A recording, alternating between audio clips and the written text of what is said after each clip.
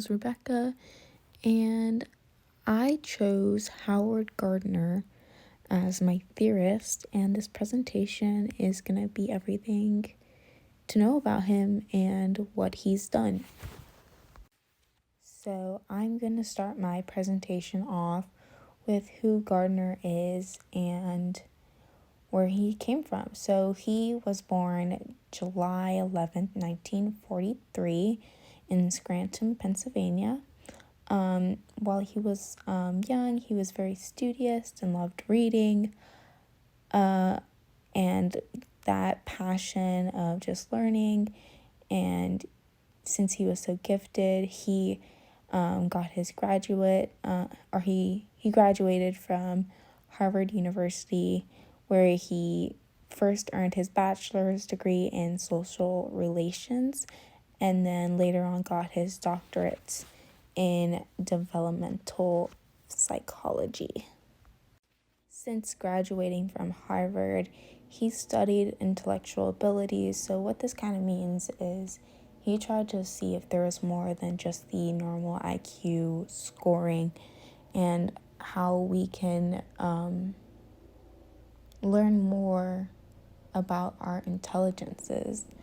He was also really inspired by Piaget, which is another theorist we learned this semester, and he published a book called Frames of Mind, and in this book it just goes more in depth with the intelligence of humans, and he rounds it up to 8 types of intelligences, which are mathematical intelligence, math smart, musical intelligence, music smart, linguistic, which is word smart, bodily kinesthetics, which is body smart, spital, which is picture smart, interpersonal, people smart, interpersonal, self smart, and then naturalist intelligence, which is nature smart. So after he published Frames of Mind, a switch kind of happened in the educational system where schools wanted to improve what this theory kind of states and be more inclusive of all students and personalize their educational environments to what makes them them. This also gives low SES children, a chance to prove their intelligence without, the basic linguistic and mathematical part of the whole system.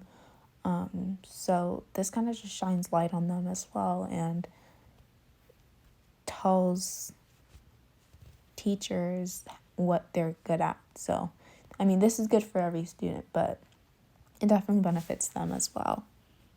When I think about applying this to my future classrooms, since I want to be an art educator, I think it's very important, since my class would be majority drawing, we still do have to learn about different artists and what the elements and principles are, and having students maybe, act out some things, or, if they wanted to do a presentation, so they learn it and teach the class even something that can really benefit everyone.